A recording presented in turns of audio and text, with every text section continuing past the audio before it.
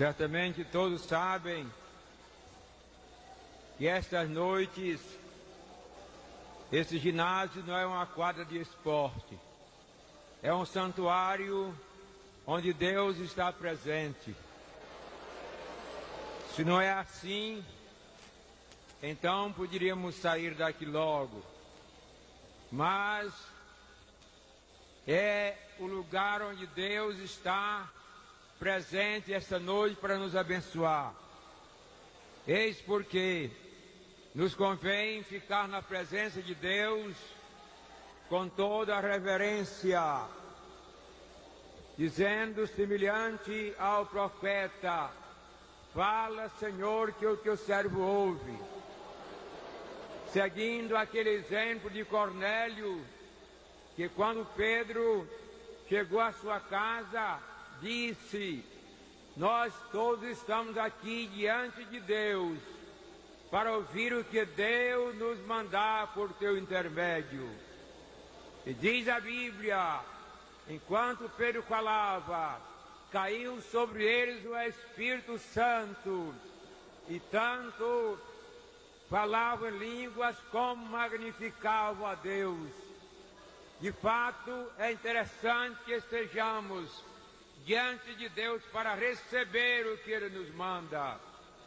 Nós queremos ler em o Evangelho segundo São João, capítulo 3, versículo 16. Porque Deus amou ao mundo de tal maneira que deu o seu Filho unigênito, para que todo aquele que nele crê não pereça, mas tenha a vida eterna. Um grande comentarista que já está com o Senhor analisou esse texto da seguinte maneira: Deus, o maior ser, amor, o maior sentimento, o mundo, o maior grupo, que deu o maior ato, seu Filho unigênito, a maior dádiva, para que todo aquele, a maior boa vontade, que nele crê, a maior oportunidade, tenha a maior possessão, a vida eterna, a maior bênção. Glória a Jesus. Mas nós não vamos analisar esse texto desta maneira, ou não vamos entrar nesses detalhes. Queremos utilizar o texto para falar sobre três coisas que ele nos sugere. Primeiro, amor de Deus. Segundo, sacrifício de Deus. E terceiro, salvação de Deus. São três assuntos sugeridos claramente neste texto que nós lemos, porque ele destaca de um modo bem claro, bem preciso, o grande amor de Deus, quando diz que Deus amou ao mundo de tal maneira. De fato, meus irmãos, amor é o maior sentimento, e o amor de Deus, conforme revelado na Escritura, excede ao amor paternal, ao amor maternal. Isaías dizia, o Deus falando por Isaías, disse: poderá uma mãe esquecer do seu filho, a quem ainda amamenta, mas mesmo que esta viesse a esquecê-lo, eu todavia não me esquecerei de ti. O salmista também dizia: se meu pai e minha mãe me desampararem, o Senhor me recolherá, o Senhor não me desamparará. A Bíblia mostra claramente que o amor de Deus é incomparável, é insondável, e é a causa porque um grande pecador pode ser salvo, pode escapar da condenação, pode se tornar verdadeiramente feliz por causa desse grande amor. Este amor é provado, diz o apóstolo São Paulo, que Deus prova o seu amor para conosco, pelo fato de haver Cristo morrido por nós, sendo nós ainda pecadores. Este amor está ilustrado bem claramente na parábola do filho pródigo proposta pelo Senhor Jesus Cristo, quando relatou ou falou de um jovem que, seguindo a sua própria vontade, a sua própria determinação, chegou a desperdiçar todos os seus bens numa vida dissoluta. Mas um dia, diz a Bíblia, ele caiu em si e arrasou: quantos trabalhadores de meu pai têm fartura de pão, e eu aqui padeço necessidade. Levantar-me-ei, irei ter com meu pai, e lhe direi: Pai, pequei contra o céu e perante ti, já não sou digno de ser chamado teu filho, mas trata-me, recebe-me como um dos teus trabalhadores.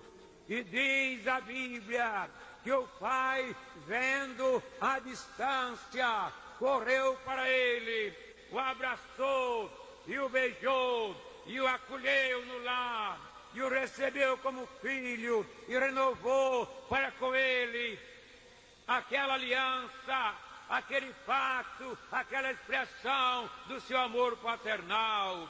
Deus, na sua grande misericórdia, tem tratado a milhões de pecadores pelo mundo afora, pecadores que de toda maneira têm ofendido a Deus, têm provocado a ira de Deus, mas na sua grande bondade, no seu grande amor, Deus, como diz o apóstolo São Paulo, não levando em conta os tempos da ignorância, ordena a todos os homens que se arrependam. Glória a Jesus, glória a Jesus.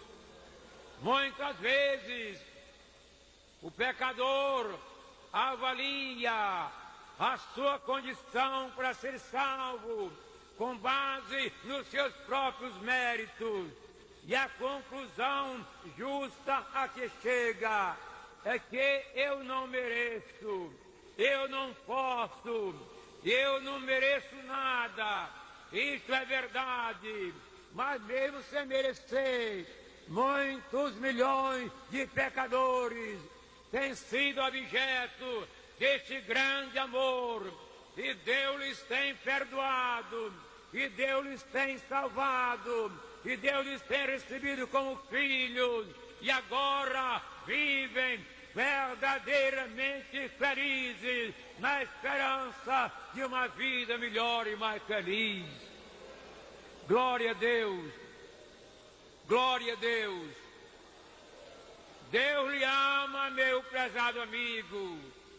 Esse grande amor é a causa porque você pode, no momento em que quiser, receber de Deus pleno perdão e eterna salvação, porque o seu amor permanece para sempre. Glória a Jesus.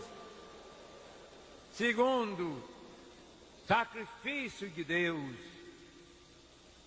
Diz o apóstolo São Paulo que Deus não poupou o seu próprio Filho, antes o entregou por todos nós, e como não nos dará também com ele todas as coisas.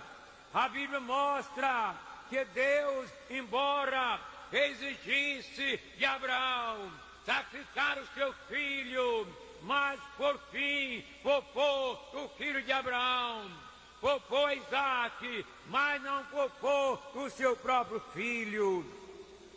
Muitas pessoas ensinam que a salvação é mediante o sacrifício humano, e até aqueles que ensinam de tal maneira que os seus adeptos praticam verdadeiro suicídio.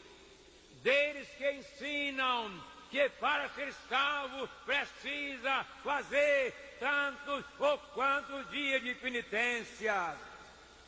Religiões que ensinam que para ser salvo a pessoa deve ou convém que cave um buraco, se enterre até o pescoço e fique ali até morrer para ser salvo. Outros ensinam que deve fazer alpercata de madeira, cravado de prego, e sobre a ponta dos pregos, ou sobre as alpercatas cravadas de prego, fazer determinada jornada. E assim, muitos absurdos são ensinados como meios para a salvação, como sendo necessário o sacrifício humano. Mas a Bíblia mostra que o sacrifício que resulta e pode resultar e tem resultado e está resultando na salvação da alma é o sacrifício de Deus, pois diz a Bíblia que Deus amou ao mundo de tal maneira que deu o seu Filho unigênito. Glória a Jesus, glória a Jesus. Quando nós, através da Bíblia, contemplamos o Senhor Jesus Cristo, lá no Getsemane, suando gotas de sangue que corriam até o chão. Quando nós o vemos, através da Bíblia, sendo barbaramente chicoteado. Quando estivemos em Jerusalém, nos levaram ao lugar que disseram que ali esteve Jesus e ali ele foi açoitado. Era um arco, a forma de um arco feito de concreto que nós temos hoje. E naquele arco, lá, uma certa altura, estava um buraco, e do outro lado outro buraco. E ali disseram eles, aqui Jesus teve as suas mãos amarradas naqueles buracos ali, e a sua perna uma aqui e a outra ali, e completamente exposto, foi chicoteado barbaramente com cordas, outra coisa que tinham a ponta, pedaço de ferro, ponte aguda, e cada uma chicotada era uma sangria que fazia no corpo do Senhor Jesus Cristo. E nós encontramos na Bíblia o relato do seu sofrimento, sofrimento tremendo, impossível de um ser humano poder resistir. Mas nós sabemos que o sacrifício de Jesus Cristo não consistiu essencialmente no que ele sofreu por causa do maltrato, mas porque, além do maltrato, além da tirania com que foi tratado, ele naquele momento tomava sobre si a condenação de um mundo criminoso que caía sobre o Senhor Jesus Cristo, que ali estava fazendo o sacrifício de Deus, o sacrifício pelo qual qualquer pecador pode ser perdoado e pode ser salvo. Glória a Jesus, glória a Jesus. Muitas pessoas questionam porque Jesus morreu primeiro do que os malfeitores que estavam à sua direita e à sua esquerda. E alguns respondem, ele começou a sofrer mais cedo, a angústia do Getsemane, onde suou gotas de sangue, os bárbaros açoites que ele sofreu durante a noite, e assim por diante, descrevem os sofrimentos que Jesus experimentou no seu próprio corpo. Mas o malfeitor da esquerda, como o malfeitor da direita, que na hora de tirar os corpos das cruzes, ainda estavam vivos, eles sofriam apenas aquilo que mereciam os seus próprios crimes, os seus próprios pecados. Mas Jesus sofria a dor do castigo que eu merecia pelos meus pecados. Ele sofria a dor do castigo que devia cair sobre você por causa das muitas ofensas praticadas contra Deus. Ele sofria uma morte propiciatória, uma morte substituta. Ele estava a sofrer para que nós pudéssemos gozar. Ele está sofrendo, cumprindo, como diz São Pedro, o determinado conselho e presciência de Deus. Glória a Jesus! Glória a Jesus! João Batista teve uma visão disto, quando, ao ver Jesus se aproximar dele, apontando para Jesus, disse para a multidão: eis o Cordeiro de Deus que tira o pecado do mundo. Porque todos os cordeiros que durante séculos foram sacrificados, os milhares e os milhões, todos estavam a mostrar o sacrifício, a indicar, a apontar para o sacrifício de Jesus Cristo no Calvário, o sacrifício que Deus determinara fazer para que pudéssemos ser salvos. Naquela hora, nele se cumpria a justiça e o amor de Deus. Glória a Jesus! A justiça, porque a lei dizia: a alma que pecar, essa morrerá. Nós pecamos, o mundo inteiro pecou, todos nós deveríamos morrer por causa do nosso pecado. Mas se nós morrêssemos, mortos ficaríamos. Se nós fôssemos castigados, seríamos destruídos.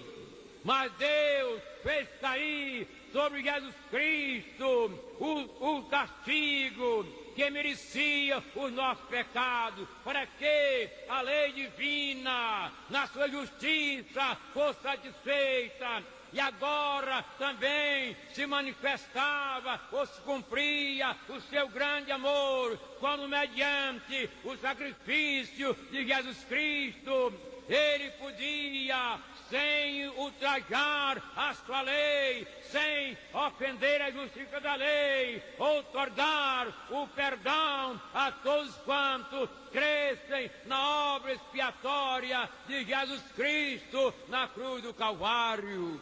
Glória a Jesus! Glória a Jesus! Algumas pessoas dizem: não é possível que eu não seja salvo. Eu tenho sofrido tanto na vida. Outros chegam até a canonizar alguém que sofreu muito antes de morrer, e assim por diante. Nada disso tem fundamento na Bíblia. Muitos sofrem por causa das suas imprudências do presente, e todos sofrem por causa do seu pecado de origem. Porque desde que Adão e Eva pecaram, o pecado passou a todos os homens. E daí para cá, um infindo cortejo de terrores e calamidades tem atingido a raça humana.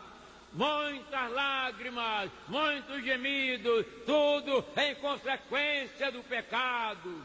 mas não tem nenhum valor expiatório. O valor expiatório só existe no sacrifício que Deus fez através de Jesus Cristo, que cumprindo a determinação do Pai, se entregou a si mesmo para consumar a obra redentora em favor de nossas almas. Glória a Jesus! E diz a Escritura aos Hebreus que Ele se ofereceu em um sacrifício eterno. Glória a Jesus! Um sacrifício eterno. Aquele malfeitor arrependido que estava ao lado de Jesus, que reprovou o seu companheiro de crimes, que implorou a misericórdia de Jesus, que disse ao seu companheiro de crimes: tu não temes a Deus estando sob igual sentença. Nós, na verdade, que os nossos feitos merecem, mas este que aí está, nenhum mal fez. E disse Jesus: lembra-te de mim quando entrares no teu reino. E Jesus lhe disse: em verdade te digo, que hoje mesmo estarás comigo no paraíso. E se me perguntarem por que se aquele homem foi para o paraíso, eu direi: ele foi. Se me perguntarem por que ele foi para o paraíso, eu direi: Jesus prometeu. De fato, ele foi para o paraíso, porque estava ali, bem pertinho de Jesus Cristo, naquela hora, suplicou a sua misericórdia. Mas, meus irmãos, meus amigos, o tempo e o espaço estão sob o controle do Deus Todo-Poderoso. Ainda hoje, aqui no Brasil, muito distante de Jerusalém, Jesus Cristo pode salvar, e Deus quer salvar, porque diz a palavra: aquele que não poupou o seu próprio Filho, como não nos dará também com ele todas as coisas? Todos os pecadores podem ser salvos, porque Deus fez um sacrifício por Jesus Cristo para pagar o preço dos nossos pecados. Terceiro, salvação de Deus. Não tem outra que preste. Glória a Jesus. Salvação de Deus. E a salvação de Deus é a única que redunda na solução total, cabal, dos problemas da alma. A salvação de Deus é a única que realmente satisfaz aos mais elevados anelos de uma alma sincera. Nós sabemos que tem neste mundo muitas pessoas sinceras, tão boas, tão delicadas, querem ser salvas, fazem alguma coisa, porém ninguém pode salvar a não ser Deus.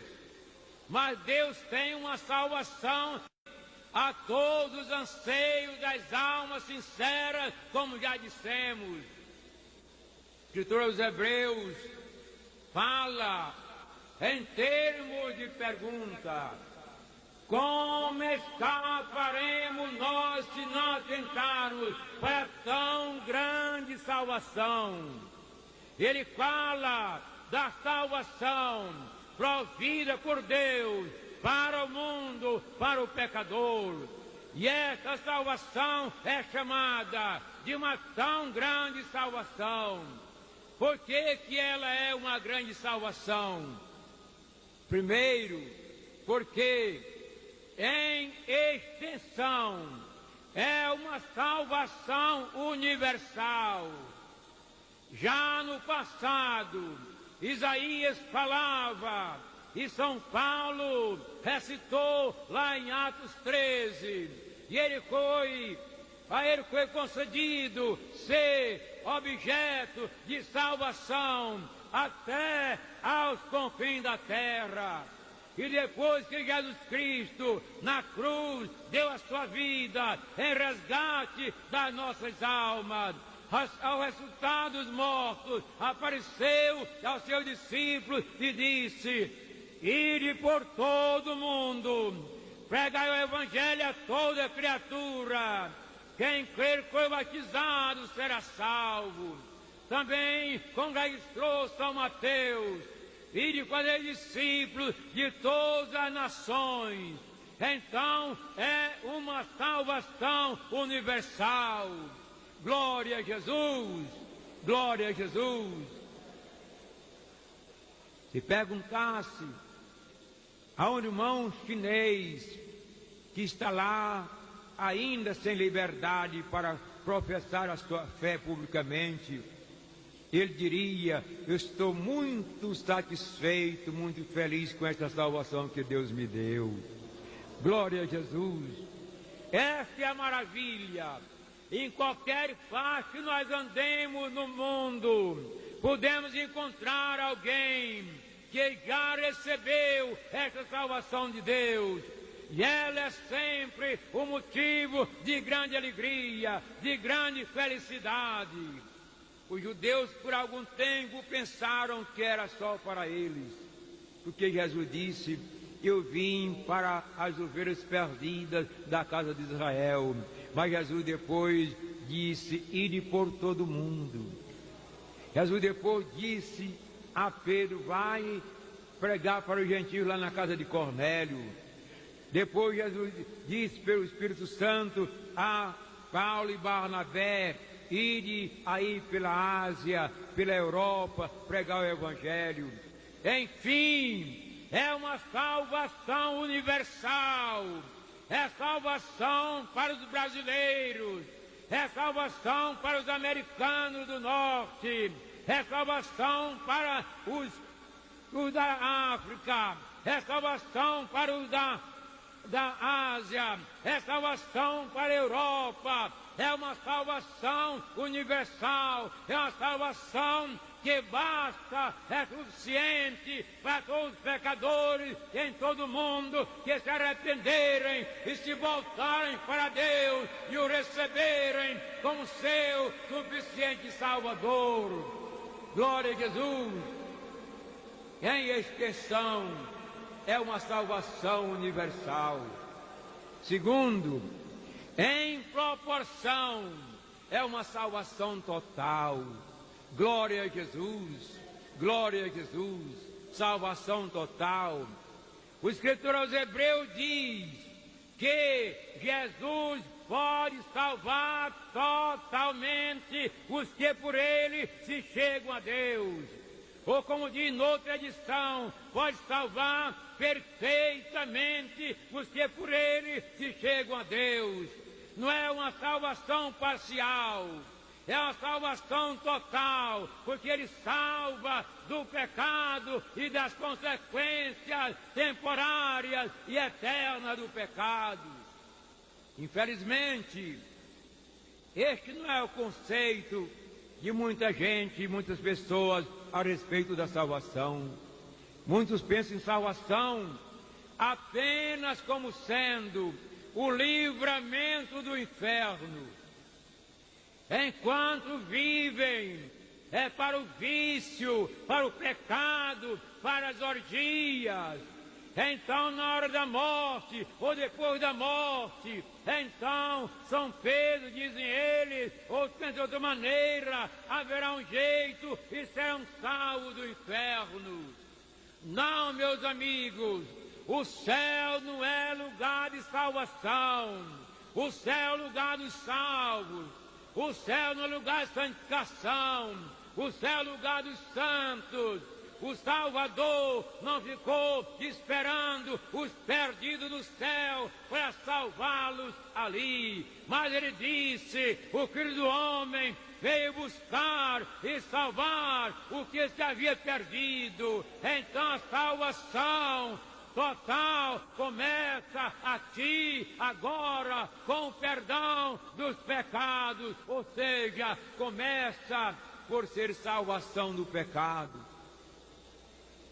Antes que Jesus nascesse, o anjo anunciando a São José o nascimento de Jesus disse: e chamarás, ou seja, ela conceberá, Maria conceberá, dará à luz um filho, e será chamado o seu nome Jesus, porque ele salva o seu povo dos seus pecados. Glória a Jesus! Ele salva o seu povo dos seus pecados.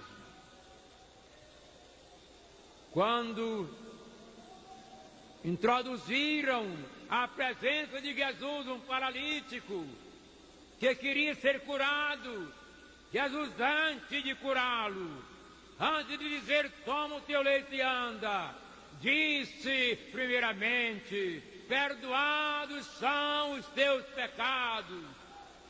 E discutiram, questionaram: quem é este que tem poder para perdoar pecados? Jesus perguntou: o que é mais fácil, dizer ao paralítico: perdoados são os teus pecados, ou dizer: levanta-te e anda? Certamente ele no espírito disser: ora, é mais fácil dizer perdoados são os teus pecados, que dizer levanta-te e anda. Precisa que todo mundo veja isso, não é? Jesus disse: para que saibais que o Filho do Homem tem na terra poder para perdoar pecados, disse ao paralítico: levanta, toma o teu leito e vai para a tua casa. O escritor aos Hebreus diz que ele entregou-se uma vez para aniquilar pelo sacrifício de si mesmo os pecados. São João diz que é o sangue de Cristo, o Filho de Deus, nos purifica de todo o pecado. Portanto, ele salva do pecado e salva também das suas consequências. Muitas das consequências do pecado só nos deixarão quando deixarmos também o corpo do pecado, como por exemplo as doenças, as fadigas, as canseiras, a dor, a morte, enfim, são consequências do pecado. Mas tudo isto está no plano de Deus para mudar. Um dia, revestido da imortalidade, revestido da incorruptibilidade, nós cantaremos: onde está, ó morte, a tua vitória? Onde está, ó morte, o teu aguilhão? Onde está, ó inferno, o teu poder, a tua força? Porque realmente o Senhor nos salva do pecado e de todas as suas consequências.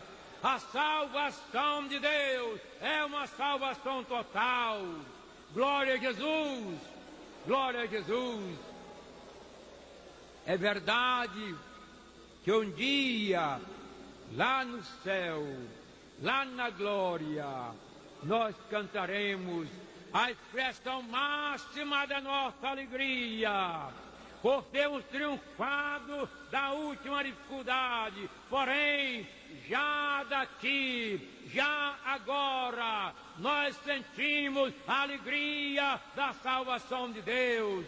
Isso é uma realidade já sentida, já experimentada por aqueles que no passado criam em Deus e esperavam ou tinham a certeza da salvação. O salmista, numa fase de dificuldade espiritual, ele orou: ó Deus, torna a dar-me a alegria da tua salvação. Glória a Jesus. A salvação produz alegria. A salvação produz alegria, irmãos. Produz. Amém. Glória a Deus. Salve e alegre. Pode ser um religioso ranzinza, como se diz na linguagem popular, e viver com uma cambuza e triste, mas sendo salvo, tendo a experiência do perdão dos pecados, do novo nascimento, da comunhão com Deus, não somente é salvo, mas tem viva, inconfundível, insuperável a alegria da salvação, porque esta salvação de Deus é uma salvação total. Glória a Jesus. Em terceiro lugar, é uma salvação eterna. Hebreus, lá está escrito que ele, havendo sido consumado, tornou-se a causa da salvação eterna para todos aqueles que lhe obedecem. Glória a Jesus. Havendo sido consumado, tornou-se a causa da salvação eterna para todos os que lhe obedecem. Salvação eterna não é uma salvação temporal, é a salvação pela qual um dia você que creu em Jesus Cristo, ou que crê em Jesus Cristo hoje, que aceitar como Salvador, sentir-se vitorioso da última tribulação. Quando ouvi o Senhor dizer: muito bem, servo bom e fiel, entra no gozo do teu Senhor. Quando ouvi o Senhor dizer: eis aqui, ó Pai, a mim e os filhos que Deus me deu. Aleluia! Glória a Jesus! É uma salvação eterna. Essa salvação universal, essa salvação total, essa salvação eterna, ninguém pode comprá-la por nenhuma soma de dinheiro. Se reunir toda a riqueza do mundo, não poderá comprá-la. Mas também tem uma coisa: ninguém deixará de possuí-la por não poder pagar, porque ela é dada de graça. Deus amou o mundo de tal maneira que deu seu Filho unigênito, para que todo aquele que nele crê não pereça, não morra, mas tenha a vida eterna. Também está escrito: esta é a promessa que Ele nos fez, a vida eterna. Glória a Jesus! Glória a Jesus! Porque Deus nos amou ou amou o mundo. Porque Deus fez o maior, o suficiente sacrifício. Deus pode outorgar de graça a suficiente salvação. Glória a Jesus. Glória a Deus.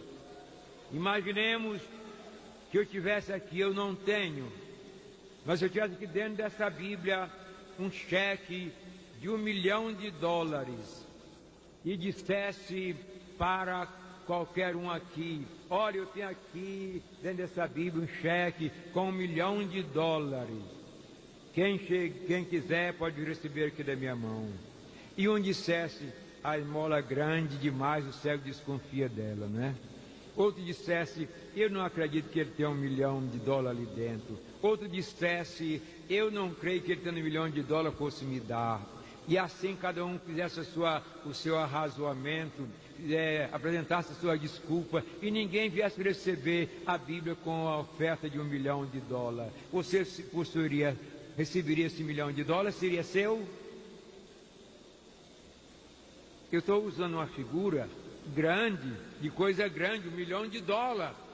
Mas $1 milhão não vale nada diante da felicidade de poder, durante a eternidade sem fim, morar com Deus na sua glória, sem nunca mais sofrer coisa alguma. Quando podemos desfrutar na sua plenitude a alegria da presença de Deus por toda a eternidade. E é isso, meus amigos, que Deus oferece, e oferece de graça, oferece a quantos queiram receber pela fé na sua palavra de verdade. Glória a Jesus, glória a Deus.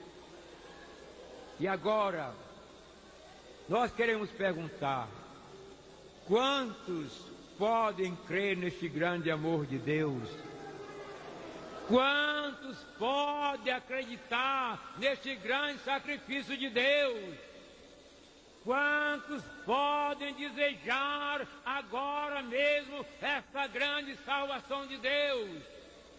Quem deseja, levante-se lá onde estiver, dê um passo à frente, chegue até aqui e venha confessar a Jesus como seu Salvador. Não é hora de ninguém sair.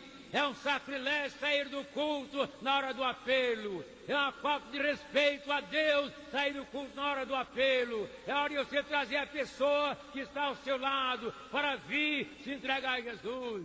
Onde está a primeira pessoa que agora quer entregar a sua vida ao Salvador Jesus? Venha agora. Levante-se onde estiver, dê um passo à frente. O irmão fale a pessoa aí ao seu lado. Convide o seu vizinho, a sua vizinha, para vir agora ao Senhor Jesus Cristo, receber de graça a sua salvação. Quem deseja, venha agora. Esta é a sua oportunidade. Deus está lhe chamando agora. Ele quer salvar, perdoar os seus pecados, quer salvar a sua alma e quer lhe dar a verdadeira felicidade. Venha agora, traga o seu vizinho. Se você convidou uma pessoa não crente para estar aqui hoje, convide essa pessoa para vir agora entregar a sua vida ao Senhor Jesus Cristo. Quem deseja, venha. Venha agora. Venha ao Salvador. Canta aí um pouquinho. Que limpa o pecador.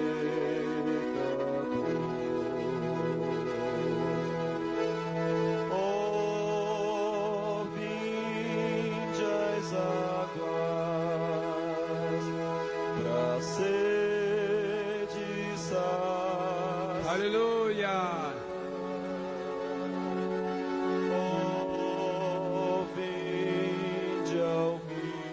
Glória a Deus.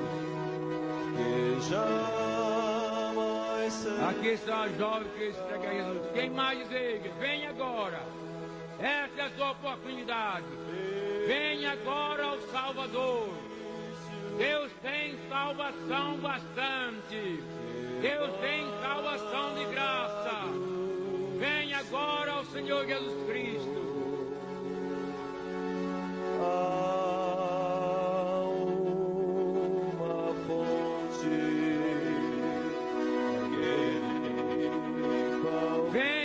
Venha você também. Venha agora. Essa é a sua oportunidade. Venha agora ao Salvador. Ele pode salvar totalmente. Mais uma jovem está vindo. Venha agora você também. Mais outros estão vindo ali. Quem mais deseja, venha agora. Jesus está chamando. Ele quer salvar. Ele pode salvar. Aleluia. Quem mais deseja, venha. Venha agora. Essa é a sua oportunidade.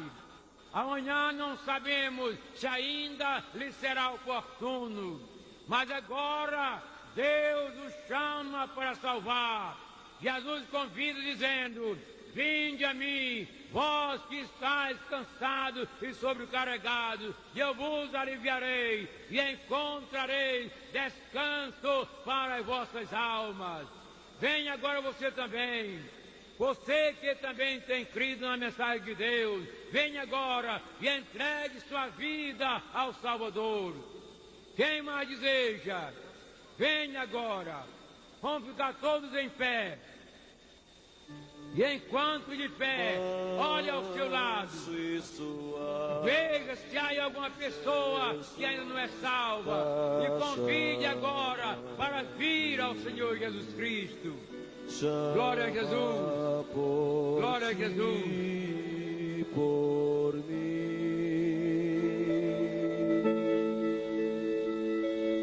Eis que ele a porta de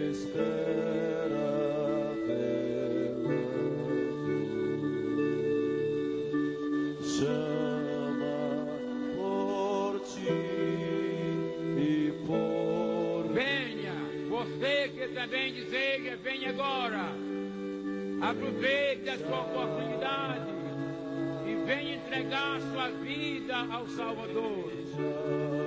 Quem mais deseja?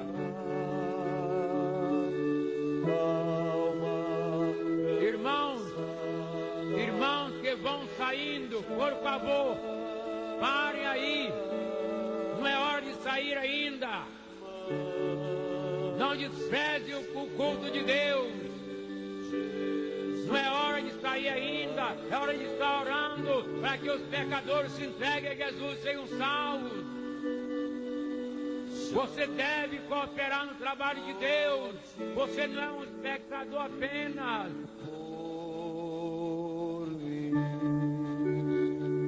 Vamos orar para essas pessoas que aqui estão, que vieram entregar suas vidas ao Senhor Jesus Cristo.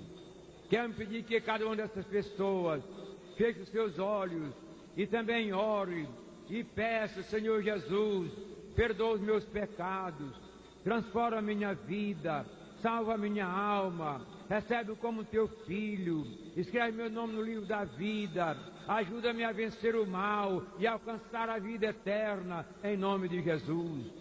Se ajoelhem, pode se ajoelhar? Se pode se ajoelhem.